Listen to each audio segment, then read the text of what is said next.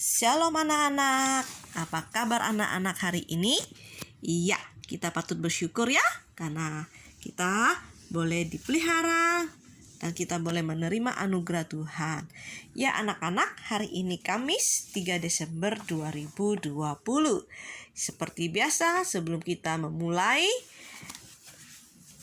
ujian akhir semester kita mau mendengarkan firman Tuhan terlebih dahulu. Namun sebelumnya kita angkat sebuah pujian, kuatkan dan teguhkan hatiku.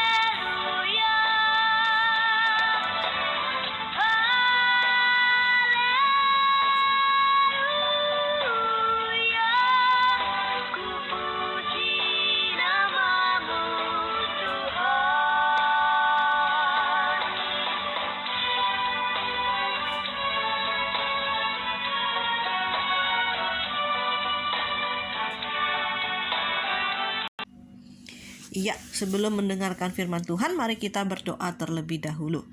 Bapa kami yang berada di dalam kerajaan surga, kami bersyukur dan berterima kasih atas segala pertolongan dan penyertaan-Mu dalam istirahat kami. Kami bersyukur untuk hari yang baru yang Engkau berikan kepada kami. Bapa, sebelum kami mau mengerjakan UAS kami pada pagi hari ini, kami mau mendengarkan firman-Mu. Terima kasih ya Bapa, di dalam nama Yesus Kristus kami berdoa. Amin. Ya anak-anak, untuk judul renungan kita pada pagi hari ini, ya, bambu Cina. Wah, anak-anak kira-kira apa sih yang dimaksud dengan bambu Cina? Namun sebelumnya, kita buka dulu Alkitab kita yang diambil di dalam Yakobus 1 ayat 4. Sudah buka anak-anak Alkitabnya? Yakobus 1 ayat 4 yang berbunyi demikian. Dan biarkanlah ketekunan itu memperoleh buah yang matang, supaya kamu menjadi sempurna dan utuh dan tak kekurangan suatu apapun. Nah, judul kita tadi apa tadi anak-anak? Bambu Cina. Cindy suka bercocok tanam. Di halaman rumahnya, Cindy menanam berbagai macam bunga. Untuk memperkaya pengetahuan tentang tanaman, Cindy sering membeli majalah perkebunan. Suatu kali, Cindy menemukan sebuah artikel tentang tanaman bambu Cina. Cindy kaget bagaimana para petani merawat bambu Cina tersebut. Mereka itu harus menyiram benih bambu sehari 2 kali, sebelum matahari terbit dan setelah matahari terbenam. Proses penyiraman ini harus dilakukan secara terus-menerus selama 6 tahun. Wih, 6 tahun kita harus menyiram bambu itu sebelum matahari terbit dan setelah matahari terbenam. Kalau tidak, tanaman bambu Cina ini tidak akan pernah tumbuh. Setelah 6 tahun, belum tentu ada tampak tunas yang tumbuh di dalam pot. Wah, ternyata lama juga ya. Sudah 6 tahun, itu pun juga belum langsung ada tunasnya. Namun, di 6 bulan kemudian, tanaman bambu Cina akan tumbuh tinggi. Bahkan, tingginya sampai melebihi tanaman lain di sekitarnya. Wow, tekun sekali ya para petani ini ya. Bayangin, 6 tahun menyiramnya. Dan itu pun sebelum matahari terbit dan setelah matahari terbenam. Wah, jagoan Kristus. Siapa yang di sini punya sifat tekun? Tekun dalam belajar, tekun dalam beribadah, tekun dalam berdoa, tekun melakukan kebaikan, dan melakukan usaha apapun. Belajar dari petani menanam bambu Cina ini,